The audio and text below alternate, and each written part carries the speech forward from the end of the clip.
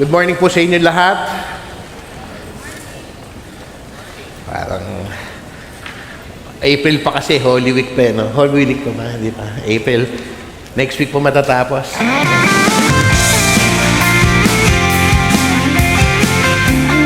Anyway, magandang umaga. God is good.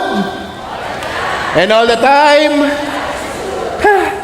Sensya na po na yan. Kasi nakaka-bless yung sinabi dito na He is risen. Sabi mo sa tabi mo, kapatid, He is risen.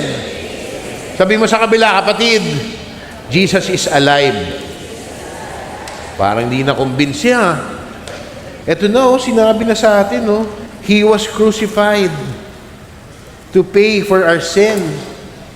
Pero now, wala na siya sa krus ng Kalbaryo. Nasaan na siya? Yun ang pag-uusapan natin. What happens next after the cross? Natutuwa ba kayo at namatay si Jesus sa krus ng Kalbaryo? Para lang maging malaya tayo. Di ba? Napaka-unselfish na, Ibang klase. Sabi mo nga, thank you, Lord. So, after the cross, itutuloy ko lang po yung preaching ni Bishop Vicky nung Sunday, yung resurrection, na meron tayong resurrection power. Alam niyo po ba, napakaganda ng storyang etong event na to. Kung hindi nangyari itong event na to, malamang wala tayo dito ngayon. Kaya ang laki ng utang na loob natin kay Jesus. Tumatanaw ba kayo ng utang na loob? Yung totoo. Baka hindi na, paalala na lang po ito. Ang laki ng utang na loob natin kay Jesus. Hindi po religion, yung relasyon natin sa Kanya. Grabe. Dapat yun ang unang-una nating may relasyon tayo. Kasi after the cross, ano ang nangyari? Luke 24. While they were still talking about this, Jesus Himself stood among them and said to them, "Peace be with you." Doon pala galing yan. Sabi mo sa tabi mo, peace be with you.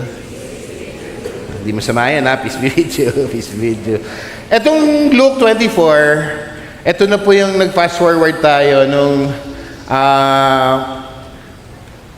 namatay na si Jesus, binaba siya sa krus ng Kalbaryo, nilibing na siya sa tomb. At hindi lang basta-basta tomb siya nilagay, first class. Nire-research ko nga kung basta-basta libing lang. Hindi, nilibing si Jesus sa isang bagong tomb. So pagkamatay niya, may respeto naman. Kaya lang, eto na yung una kong binasa sa Luke 24, na nagpunta na doon sila Mary and may mga kasama siya para mag-offer ng spices, linisin siya ulit kasi namatay nga. Pero pagdating nila doon, wala nang Jesus. Sorry po, huwag po kayong malungkot. Masaya naman ang ending nito. Wala na si Jesus sa tomb. So ang mga skeptics nila, naku, baka ninakaw. May nagnakaw kay Jesus. Ang iniisip ko nga, may magnanakaw ba na paglabas sa tomb, ayos na ayos yung damit ni Jesus? Siguro si yung magnanakaw. Hindi niya na-gets. Hayaan mo na. Yung mga speculation nila. Kaya yung the road to Emmy something, meron sila sa road to Emmy something. Eto na. May dalawang disciple na naglalakad. Meron silang nakasalubong na isang tao na kinausap nila.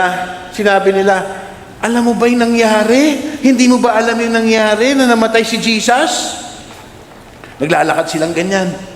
Sabi, bakit ano ba yung nangyari? Kasi si Jesus ganyan, namatay. Etong pangatlong taong to, ang nangyari, nagkikwento siya about kay Jesus. Kinikwento niya yung works, kinikwento niya yung mga nangyari sa kanila, tapos nagkwento siya ng scriptures about the Old Testament, the prophets, and the Psalms. So itong dalawang disciple ni Jesus, inimbita siya to have dinner. Sabi niya, halika, makikain ka muna sa amin kasi malayo pa yung pupuntahan mo. Nakalimutan ko sa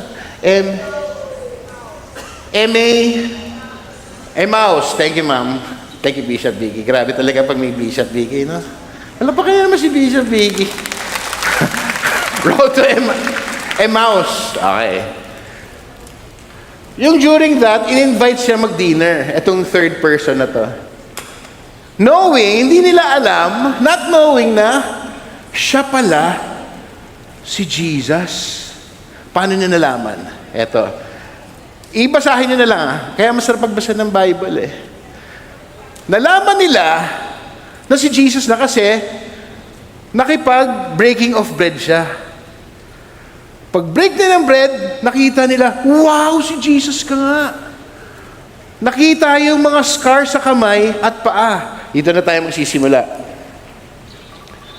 While they were still talking about this, Jesus himself stood among them and said to them, "Peace be with you."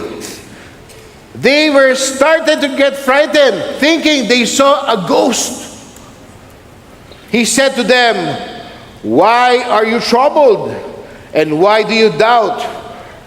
Rise in your minds. Look at my hands and feet. It is I myself. Touch me and see. A ghost does not have a flesh and bones as you see I have." Sabi, tignan nyo. Ako si Jesus. Hawakan nyo. Tignan nyo. When he had said, he showed them his hands and feet. And while they still do not believe, di naman siguro Pilipino to. Kasi tayo, madali ba tayo mapaniwala? Pilipino, may convincing, dapat makumbinsi pa tayo, no? Buti na walang Pilipino doon. May disciple kayong Pilipino. Oh, think about it. Kundi, hospitable anyway. And when he said this, he showed them his hands and feet, and while they still did not believe it because of joy and amazement, he asked them, "Do you have anything here to eat?" Wow, gutom si Jesus ah. They gave him a piece of broiled fish, and he took it and ate it in their presence. He said to them, "This is what I told you while I was still with you." Parang napagalitan pa. "Everything you must be fulfilled, that is written about me in the law of Moses, the prophets, and the Psalms." Ito na, kinikwento na ni Jesus nung Old Testament. Yung from Genesis to Malakay. Kinikwento na niya. Kung yung mga, di ba, mga prophecy doon, mga sa Psalms. Ito na. Kaya alam niyo po, nakikita ko dito, pinapaalala sa atin ni Jesus, balikan niyo yung mga works ko. Basta kayong Bible. Ginawa ko na ang digital eh. Noong una mong pa yung Royal Match. Ay, wala naglalaro ng Royal Match dito. Black. Ano yung black? Basahin niyo yung Bible, balikan niyo yung mga nangyari. Then he opened their minds to know, so they could understand the scriptures. He told them, eto na, "This is what is written.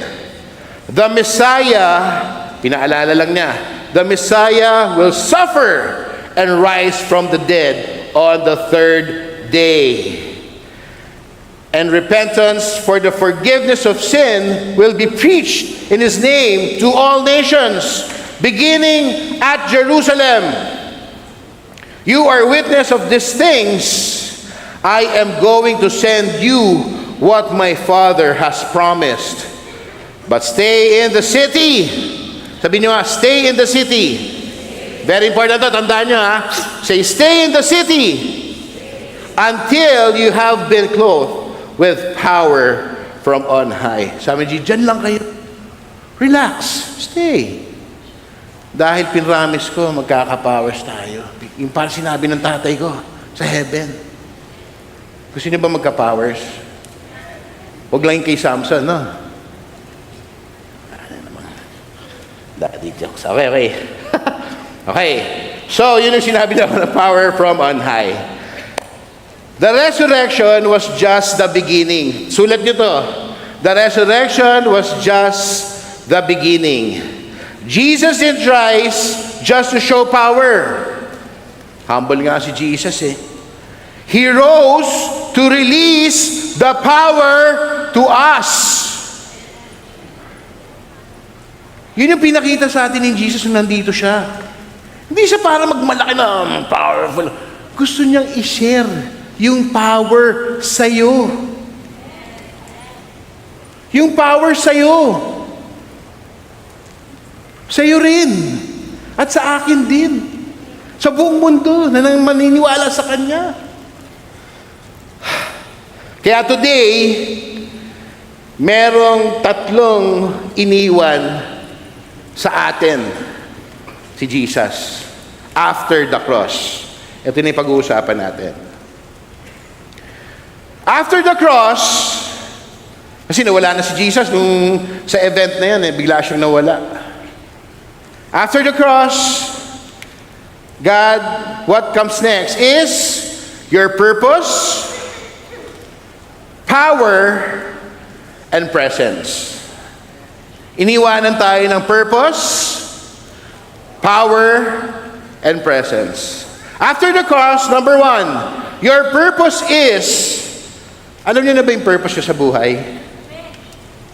Thank you po sa isa. Extra rice. Alam niyo na ba yung purpose niyo sa mundong ibabaw? Mga champ, alam niyo na ba yung purpose niyo kung bakit kayo nandyan ngayon sa orsa to? Alamin natin. Lahat ng to nasa Luke 24. Okay, number 1. After the cross, your purpose is believe and understand Jesus' works. Lahat ng iniwan sa atin ni Jesus, the miracles, the humility, the love, the mercy, yung pinakita niya, sa krus ng Kalbaryo pa lang, parang everything sums up. Kasi nung hawak pa lang ng krus, nakikita mo na yung buhay ni Kristo. Namatay nga siya para sa iyo eh. Maniwala ka. Believe. Number 2, receive forgiveness to be forgiven. May mga nag-react. Magpatawad na kasi kayo. Yung mga madalas mag-react, ang hirap nyo pa rin magpatawad, no? May kasamang judgment yon. Sa akin lang galing yon, ha? Magpatawad na kayo. Alam mo, nung nagkaroon nga ako ng chance, in-invite ako sa 7 Last Words. Ang binigay nila sa aking topic is, Father, forgive them, for they do not know. Anong sunod? For they do not know whatever. Father, forgive them. Hindi nila alam kung ano yung ginagawa nila sa akin. Kita mo, ang unang-unang sinabi ni Jesus pagkatapos siya gulpihin, pagkatapos lumabas lahat ng dugo, Lord, Dad, patawarin mo na sila. Eh, ikaw nga eh. Masaktan lang yung kuko mo eh. Naghahanap ka na ng sisisihin. Eh, siya yung lahat hanggang likod. Hanggang harap, hindi mo na siya makilala. Tapos ang unang lumabas sa bibig niya, Father, forgive them!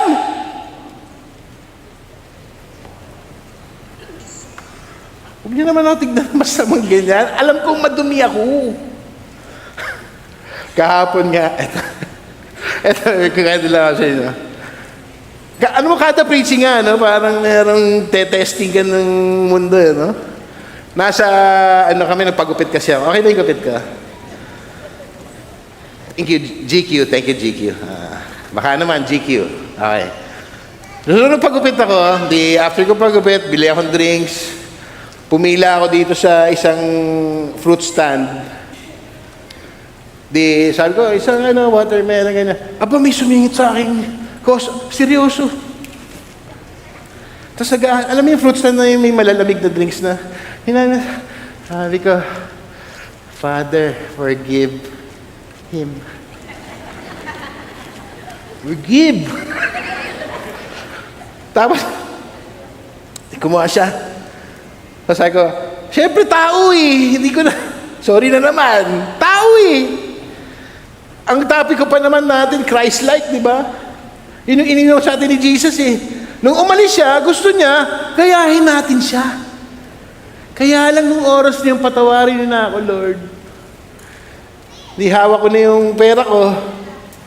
Sabi ko, buti na lang, hindi nag-excuse me. Tapos narinig ako, sabi ko,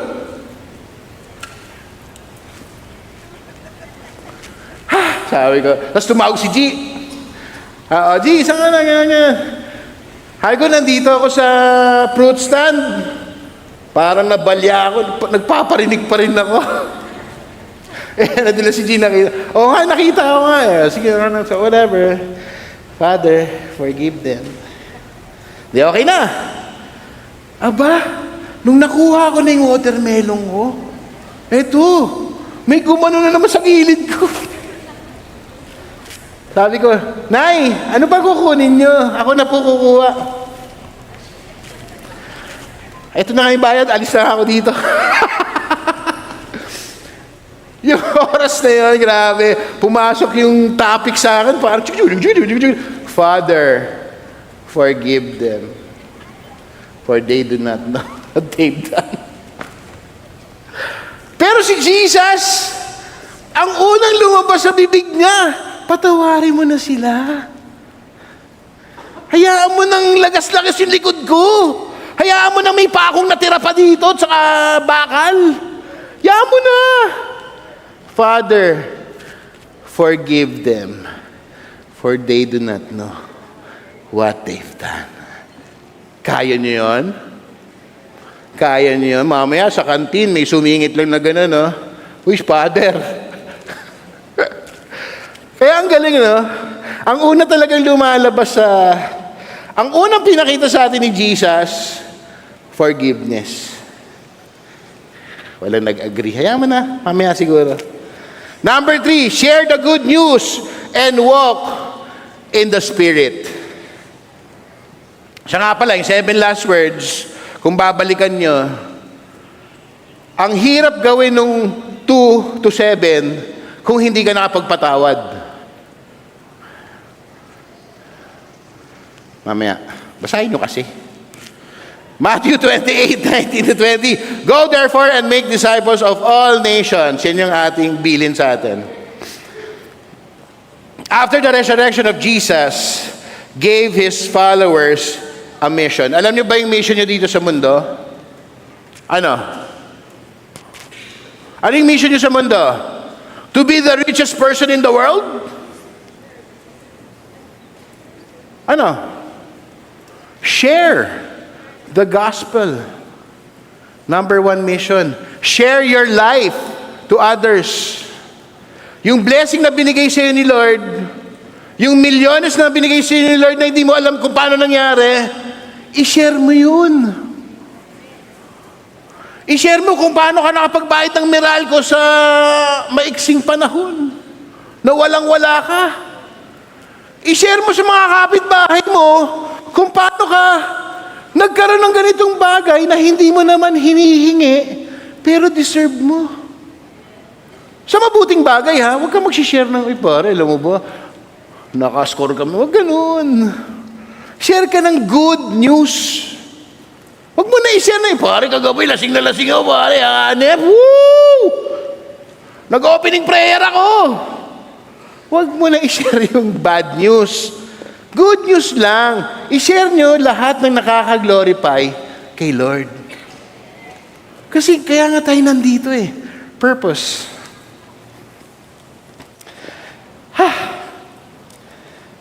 Eto. God gave us divine purpose to reflect Christ. Christ-like. Sabi nyo, Christ-like. Nagiging Christ-like ka ba kahapon? Isipin nyo, mabilis lang. Naging Christ-like ka ba kahapon? Noong mga 4:00 ng hapon? O may sinungitan ka na naman. Nung naniningil ka, naging Christ-like ka ba? O binigyan mo siya ng 50% off? O hindi mo na lang siningil, sige, sa'yo na lang yan. Kaya niyo ba gawin yan? Inutahan ka ng 1.2. Okay na, sige, sa'yo na yan. 8.50 nga lang kung makasumbong ka sa barangay. Ang tahimik nyo naman, magkwentuhan naman kayo. Ang tahimik nyo. Kwentuhan kayo. Uy, ako nga pala. Okay. To reflect Christ, to reach the lost, and to build His kingdom. Kasi kung Christ-like ka, grabe ang talbog sa'yo nun. Wow! Naglalakad na liwanag. Ito na. Sa badminton team ko nga, nung una kong pakilala ko sa... Alam nila kasi na pastor ako saka Christian ako. Talagang proud na proud ako. Nung unang tawag sa akin, "Uy, pastor! Niisip ko, bakit yung ibang tao naaasar pa, uy, huwag niyo naman ako tuwag. Yun nga yung binigay sa'yo ni Lord Pastor. Parang ano kaya sinanda? Christ-like. Maging masaya kayo sa purpose na yan. Okay. After the cross, number 2, He gave us power. Say power. We are empowered by the Holy Spirit. According to Luke 24:49, the power Jesus promised to give is the Holy Spirit. Holy Spirit. Jesus said, "I am going to send you what my Father has promised. But stay in the city." Bakit yung sinabing stay in the city? Kasi kung saan ka tinanim, doon mo magagamit yung powers mo. Andito ka sa babaw, gusto mo gamitin yung powers mo na bigay ni Lord sa Brunei. Ang dami ng tao doon Dito kailangan ka Stay in the city. Okay.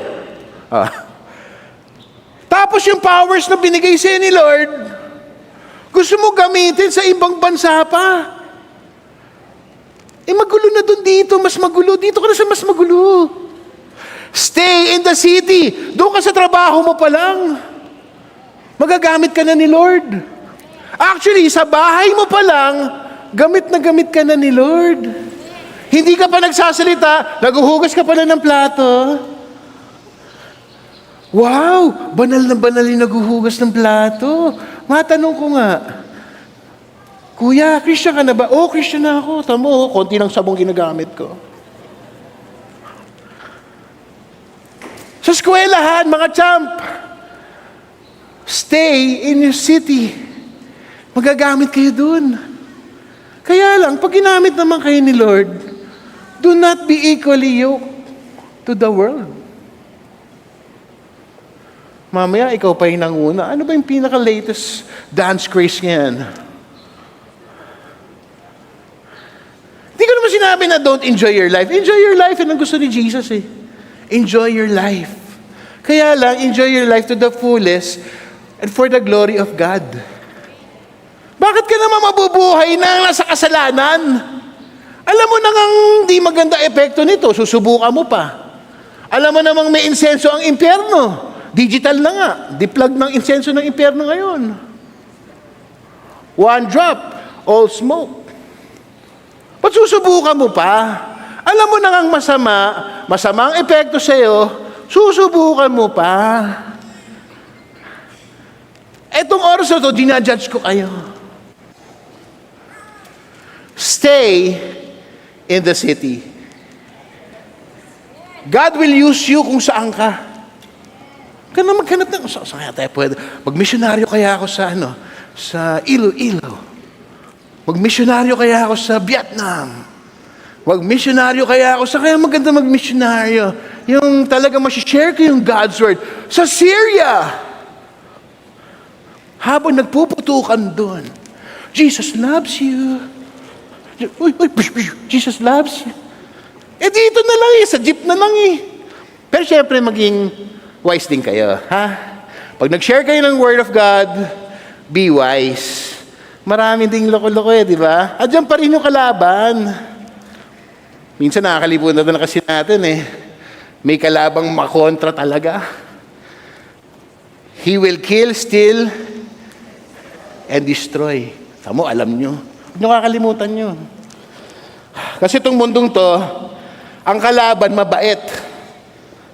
Sa sine, sa music, sa mga kwentuhan, pinapalabas nila ang demonyo, pwede mo na maging kaibigan. Stop toy pa lang, di ba?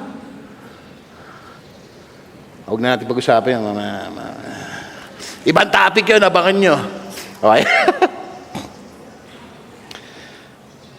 Stay in the city until you have been clothed with power from on high. That's on Luke 24.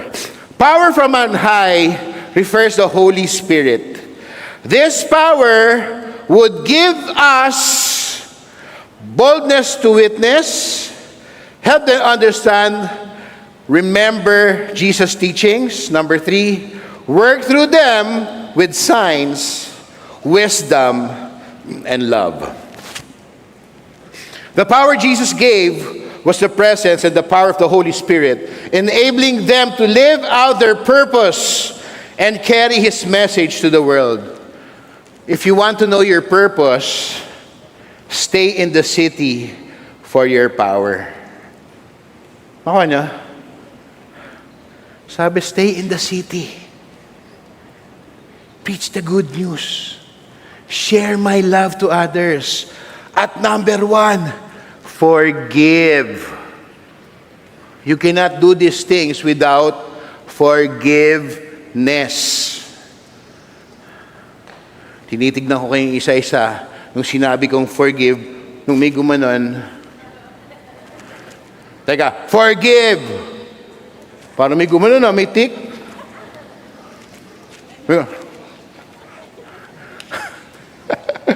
Alam niyo, mas madaling magpatawad Mas madaling magpatawad.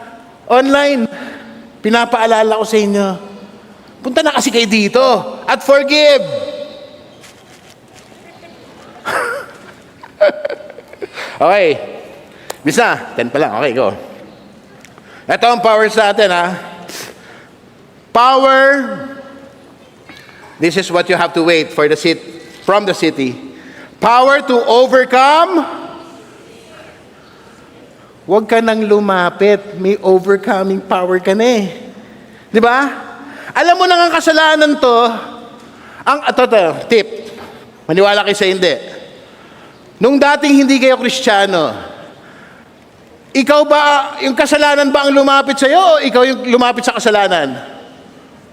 O, bigyan natin ng broad, Nung hindi ka pa Kristiyano, yung insenso ng impyerno na nasa stick, siya ba ang lumapit sa'yo o ikaw ang lumapit? Ay, wala. Buti na lang, wala nag-iinsenso dito. O, ito na lang. Yung alcoholic drinks, ikaw ba ang lumapit o yung alcoholic drinks ang lumapit sa'yo? Sinerbe, kinuha mo Ikaw pa rin ang lumapit, ikaw ang umorder. Nung di ka pa Kristiyano. Nung Kristiyano ka na, at alam mo na ang katotohanan, na pag uminom ka ng ganyan, may mangyari sa'yo, kaya uminom ka ng essential ng impyerno, welcome ka sa hell. Iniwasan mo na. Pinag-pray mo muna. Iniwasan ang word, talagang umalis ka na, lumayo ka na. Yun ang power mo, lumayo ka sa kasalanan. Layuan mo na.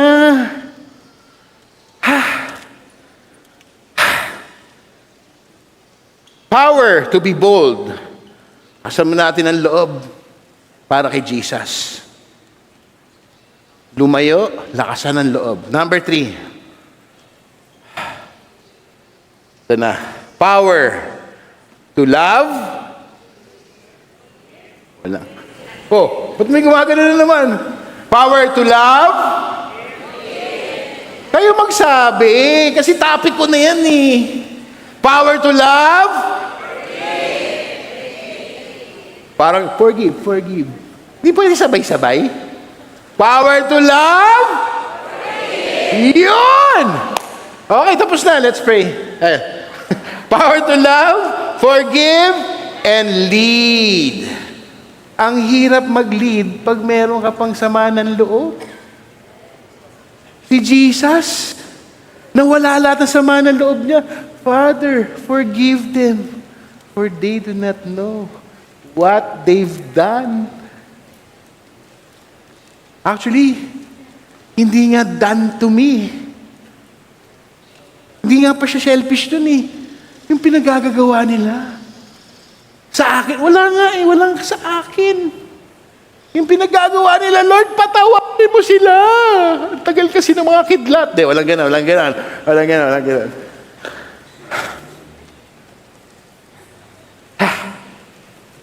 Don't live powerless.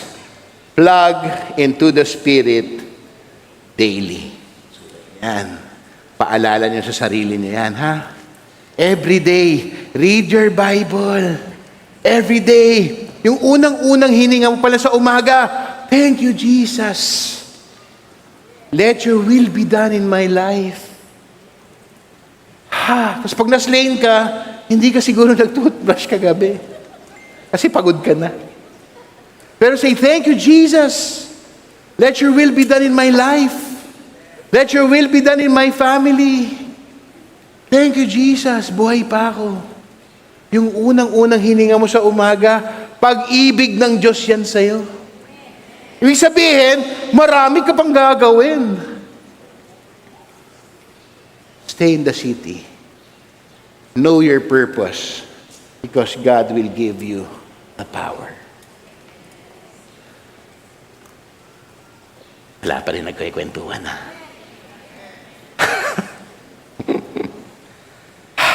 After the cross, Jesus gave His own risen presence. Presence ni Lord. Kaya dun sa nagpakita siya ulit sa mga disciples niya, hindi sila makapaniwala. Ba't si Jesus ka ba talaga? Ikaw nga naman kasi, di ba? Parang imposibleng mabuhay mo yung patay.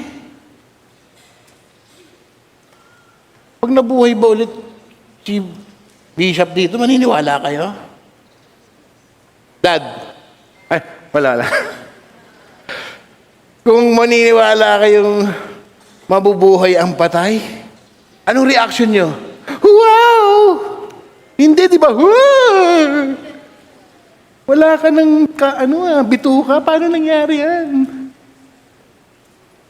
Kaya hindi rin natin masisi yung mga disciples.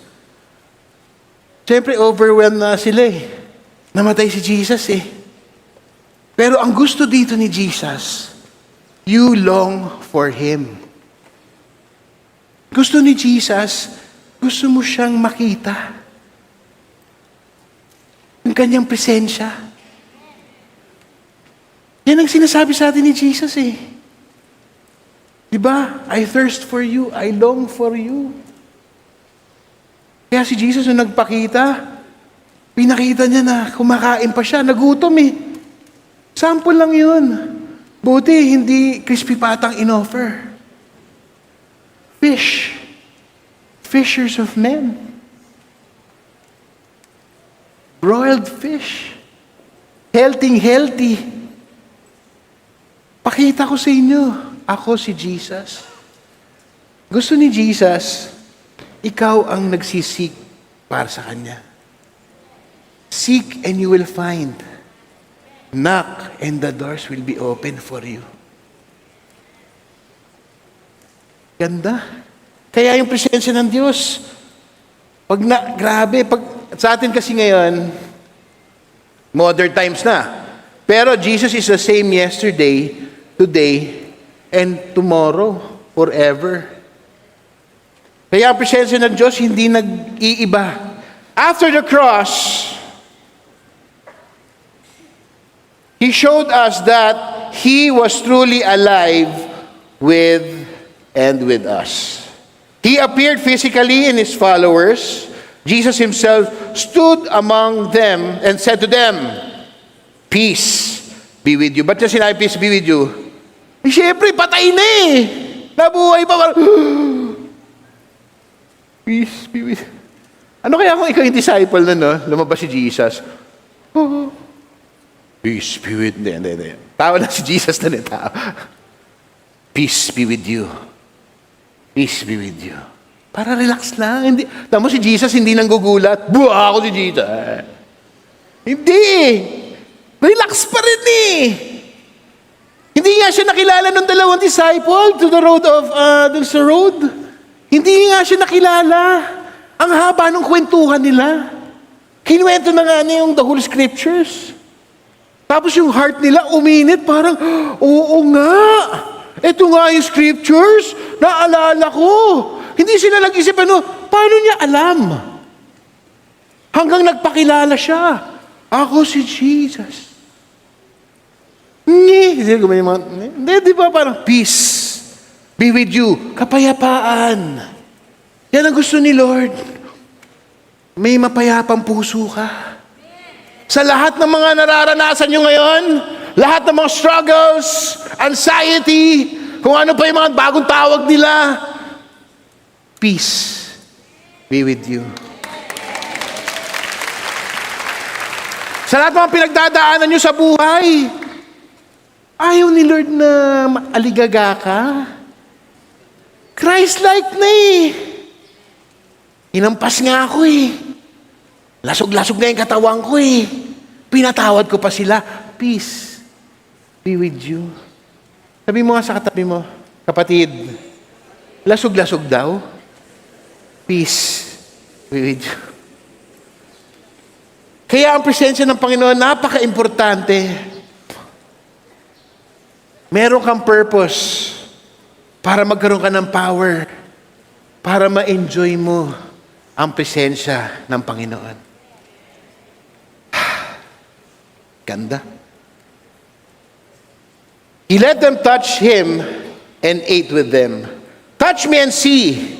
A ghost does not have flesh and bones, as you see I have. That's in verse 39. Everything is in Luke 24. They gave Him a piece of broiled fish, and He took it and ate it in their presence. Para makita na talagang tao ako. This showed, nabuhay siya pala. Hindi na pala siya tao, nabuhay na pala siya. God na siya. This showed His presence was really not just spiritual. It is a personal and relational. Kaya tayo may personal relationship kay Jesus. Kasama mo ba yung asawa mo ngayon? Or Jowitz, or girlfriend, boyfriend? Taas kang kamay ng may relationship dito. Pag di mo tinaas, di ka proud. Magtaka ka. Tapos dito may relasyon, Pag may relationship ka, proud ka, di ba? Lahat ng gagawin mong kabutihan, gagawin mo. Ayaw mo siyang masaktan. Ayaw mo siyang ma-turn off sa'yo. Puro na lang tayo pares. Di ba ako makakatipin ng spaghetti? Puro na lang ako sa Jollibee. Jollibee, baka naman. Okay. Di ba ako pwedeng sa Gloria Maris? Baka naman. Okay.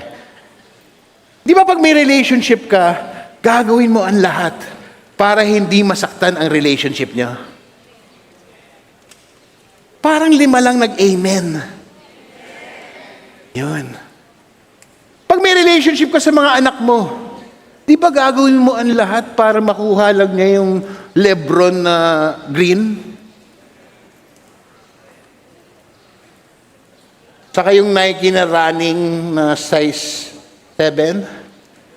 Di ba gagawin mo lahat? O lola lang gumagawa. Oops, 3. Thanks, ma'am. Okay. Di ba gagawin mo ang lahat? Ganon din kay Jesus. Gusto niya may relationship tayo sa Kanya. Presensya na itong pinag-uusapan natin. Hindi na to joke. Ang relationship, hindi mo pwede gawing joke. Pwede ka mag-joke para makyutan sa'yo. Yung sa mga naliligaw pa. Sino naliligaw pa dito? Sino na sa kamay? Wala naman sa edad yan. Sino dito yung naliligaw pa? O nakuha mo na yung puso niya? Sino dito yung nakuha mo na yung puso niya? Anak, marami akong Marami tayo dito mga fresh proposals, ha? Hindi ko na babanggitin kasi baka hindi naman tayo imbitado. Pero relationship is very important. Yung katabi mo pa lang may relasyon ka ba sa katabi mo? Tingnan mo yung katabi mo, Sabi mo, I love you. Sabi nung champ, sayang, di ko naman alam, ganun ang dialogue. I love you with the love of the Lord. Ayan. Ang sagot, amen. Hindi yung sagot, oo nga. Tahimik pa rin. Ba't tayo na magkwentuhan dyan? Ito na. So, ang presence ni Lord is very important dahil sa ating relationship sa Kanya, sa ating araw-araw. Paano ka magka-relationship? Minutes lang ba? Di ba araw-araw? Parang kami, kikwento ko lang Aga pa naman Nung nililigawan ko si G, Mrs. ka, tayo ka nga, G. Tayo ka, baka hindi ka laki-lali. Bababa ako dyan. Daw ka na tumayo. Nung nililigawan ko si G, high school kami noon. Ako noon batch 95, siya batch 96. So, ang ginawa ko kasi noon, nakita ko siya sa school, parang, wow! Ganun naman di ba? Pag nakita mo, wow, ganda. Actually, hindi totoo yung ugali ang nagustuhan mo Beauty. Alam mo namang, pagkita mo, ang bait. Hindi naman ganun. Hindi mo pa kakilala. Alam mo mabait na? Ano ba yan? Kaya kayo nagre-relationship kasi, ganda niyo. Alam mo, sinabi ko, eto na yung babaeng pakakasalan ko. High school. Fourth year ako nun. Third year siya, di ba? Tapos yung graduation namin, kilala ko siya kasi yung mga barkada, mga classmates ko, ng mga anak din ng pastor, doon siya nag-a-attend. Kaya parang, yay! Tipid sa tawag. Okay, go. Kaya, madaling puntahan. Alam ko saan pupuntahan. Pwede ko i-commute. Marunong ako. Tapos tipid pa. Alam ko na kung 8.50, sobra ganyan. Kasi maliit lang naman yung bangko na. Kaya lang nung graduation namin, faith ako graduation namin, sila yung kumanta ng batch song namin. Sabi ko, yun talagang siya na. Ma, huwag ka magkamat-mata. True story to. Hindi mo na mapapagalihan. 48 na ako Wow, siya na! Kasi ang ganda Andun yung features na parang swak kami. Tapos iniisip ko na yung pangalan ng anak ko. Ay, seryoso. Alam mo, grabe, saka ko na sabihin ko, paano ko na unang jazzis Sabi ko, ganda. Tapos nakaganyan kami, nakatoga kami, siling kumanta. Tapos, glory, like glory. Toga, nakatoga.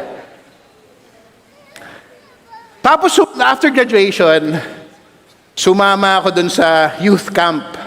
First time akong umabsent ng youth camp sa JCSGO, sa buong buhay ko.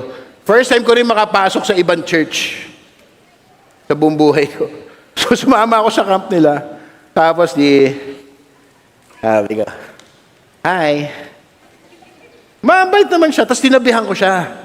Siyempre, gusto ko siya makilala. Kasi alam ko nang maganda Alam ko nang, parang pag nag-science or whatever, maganda yung pagkakalabas. Makita ko siya, sabi ko, ganda. Tapos, upo ko sa tabi sa kanya. Sabi ko, ba't ka umiiyak? Umiyak siya kasi may topic doon na nakakaiyak na Ba't ka umiyak? Lord. Ba't ko ka na umiyak? Hindi naman chancing yun. Ito lang naman. Ganun, ganyan. Tapos doon na nagkwentuhan na kami. Kung ano yan, tapos kwentuhan na kami, ganyan. Okay, ganyan. Yung pala, may mga nanliligaw pala sa kanya doon. Mga churchmates niya. Para siya, may taga-buhat ng bagyan. May taga-hawi ng alikabok. May tagalinis ng kukuya pagkatapos maglakad. Silapitan ako nung isa. Ito, relationship Pakinggan niya. May point to Nilapitan ako nung isa. Sabi nung isa naliligaw sa kanya, bro, may asawa na naman tayo, di ba? So, okay lang? Huwag sasama loob mo, ha? Ako, wala na siya.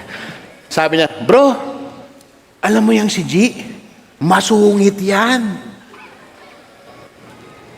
Sabi ko, yan nga ako nai-inlove sa masusungit. Yan ang mga gusto ko, sinusungitan ako.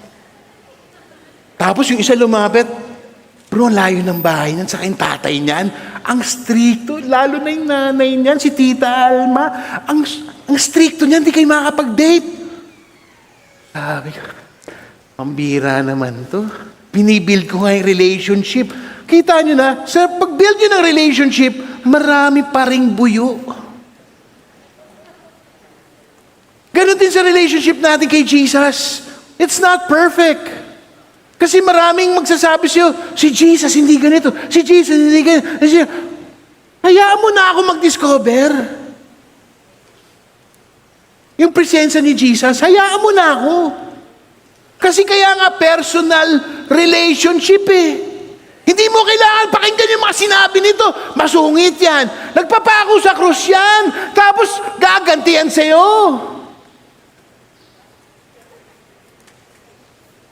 Ang personal relationship, ikaw at si Jesus. Kaya tinan mo ngayon, dalawa na anak namin. Tumahimik sayang. Haba pa sana nan. Yung personal relationship ko kay tinan mo, nabubulol pa rin ako pag naiisip ko siya. Eto pa, ang isang talagang tinigil ko na yung mga buyo, nagpunta ako sa dibon niya na hindi ako imbitado.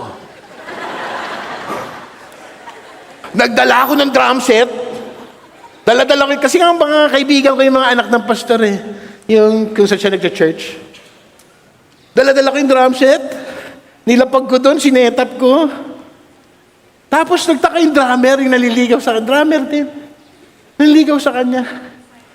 Sabi, ay, buti na lang, may drum set. Hindi namin nadala. Hindi, drum set ko to. Nag-practice na kami. Siguro na siya. Tapos nagsumbong yata kay G. Lumapit kasi sa akin. Anong tutugtugin niya? Hindi mo po alam. Hindi dumating yung isang candle sponsor niya.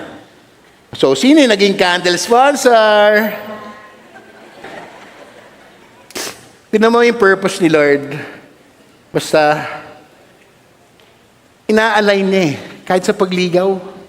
Basta tamang intensyon Hindi dahil yung ganda, umabot niya sa bait. Na hindi naman siya masungit konti. Mapait si G. Tama yung mga sinabi nila. Christ-like. Christ-like. Kaya ganun din tayo, mga kapatid.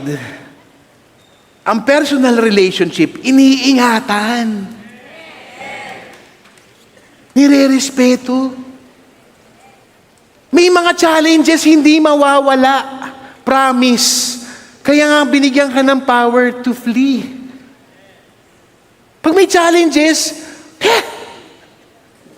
ang laki naman ng mundo, di ba? Ang daming pwedeng puntahan. Layo. Gagawa ka pa ng senaryo para masaktan ka. Di ba nangyayari yun? Minsan nasasaktan ka kasi gawain mo din yun Ikaw din gumawa nun. Sinabi na huwag magpunta dito, nagpunta ka pa rin doon. Sinabi ng no entry, kumatok ka pa para sure. Kaya ang relationship natin, iniingatan. Lalo na ang relationship natin sa presensya ng Diyos. Amen? Amen. Pero friends, pa rin kami friends. Yata. Friends ba kami? Tawagan mo nila ako. Okay. Amen. Saan na ba? Wala. Okay, din na. So, ang presence ni Lord, very important. Sabi mo, very important. Nag-appear na siya, very important. Binuksan niya ang mga minds natin for the scriptures, very important. He blessed them before He ascended again to heaven, very important. The presence of Jesus gave us His risen, comforting, eto na, teaching and blessing presence. Assuring us, sabi mo, assuring me, He is alive and still with them in spirit. So si Jesus, namatay once, nabuhay once again for you and me. For your family, for your friends, sa mga taong hindi pa nakakakilala. Yan si Jesus after the cross. Ang krus-krus na lang yan. Pinapaalala na lang sa'yo na doon siya pinako.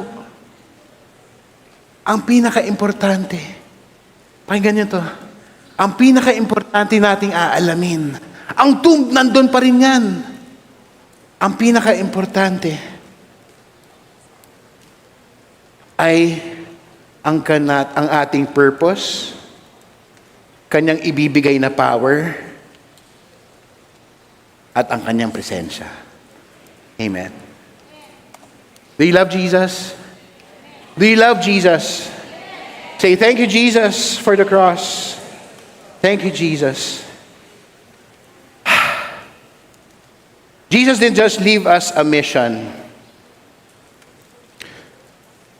He left His presence. Say presence. Sa tatlong ito, ang pinaka-importante ay ang presensya ng Diyos. Kasi doon nagsimula lahat eh. Hindi naman tayo magkaka-power kung walang presensya ng Diyos. Hindi ka magkaka-purpose dahil nagka-power ka kung wala ang presensya ng Diyos. Kaya lahat ito, dikit-dikit ito, para lang meron kang personal relationship doon sa namatay para sa iyo at nabuhay din para sa iyo. Sa mga first-timer natin, mahal na mahal ka ni Jesus. Mahal na mahal tayo ni Jesus. Diyan natin nakukuha ang lahat ng ating pangangailangan, ang ating buhay, ang ating unang-unang hininga. Kaya maraming salamat, Panginoon. In your presence, in your presence, there is peace. In your presence, in your presence, there is joy. Let me linger. Let me stay in your presence day by day till your likeness may be seen in. Natatandaan niyo ba yung kantang to? In your presence. In your presence, there is peace. I thank you, Lord.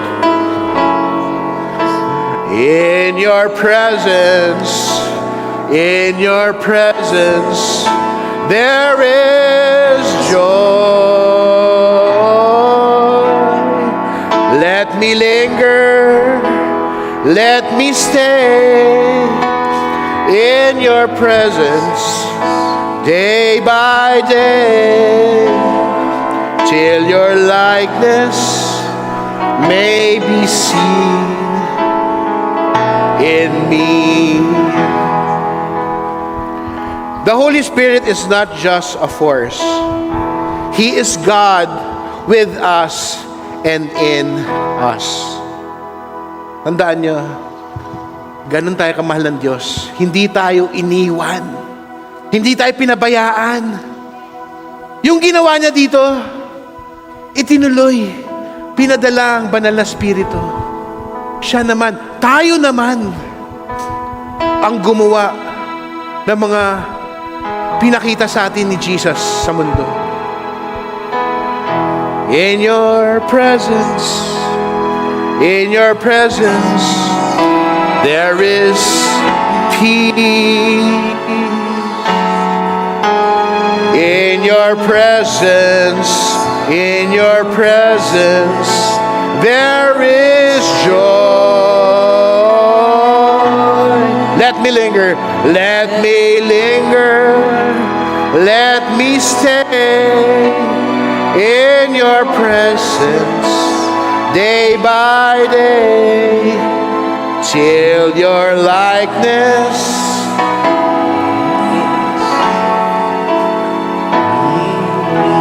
Thank you, Jesus. When you feel weak, He is your strength.